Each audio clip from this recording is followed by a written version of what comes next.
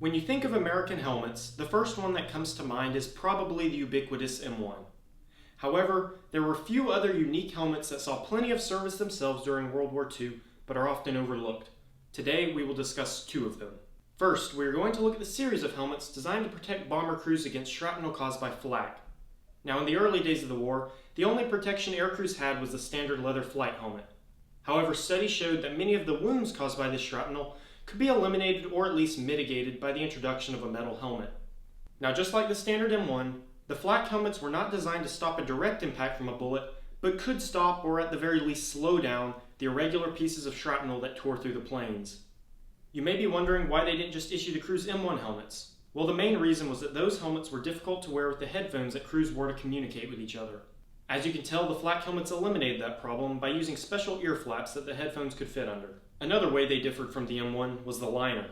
The webbing material inside the flak helmet was directly attached to the metal shell instead of inside a removable liner like the M1. Three variations were produced: the M3, M4, and M5.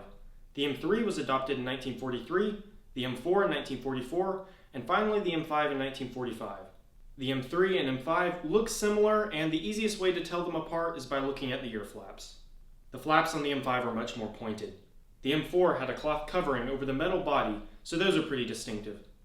The cloth covering was to prevent skin and other items from freezing to the cold metal surface while at altitude. The M3 and M5 had a velvety finish applied to them, which accomplished the same goal. The last thing I want to say about this helmet is that you can find pictures of aviators wearing these helmets both with and without the leather flight helmet underneath. The other type of helmet we're going to look at is the Mark II talker helmet. Now, just like the flak helmets, these were designed because the M1 could not fit the headsets worn by US Navy telephone talkers. Telephone talkers were sailors whose job was to communicate with personnel inside the ship, then relay the message to the crews they were assigned to. They were commonly assigned to 40mm gun crews and would communicate with the fire control groups inside the ships. These helmets were significantly taller and wider than normal M1 helmets and were made from a non-magnetic manganese steel. Because of their design, they offered more protection than the M1, especially on the neck and even parts of the shoulders. Instead of having a normal liner and suspension system, it only had rubber padding on the inside of the helmet. It also used a chin cup nearly identical to the ones used on the paratrooper variations of the M1 helmet.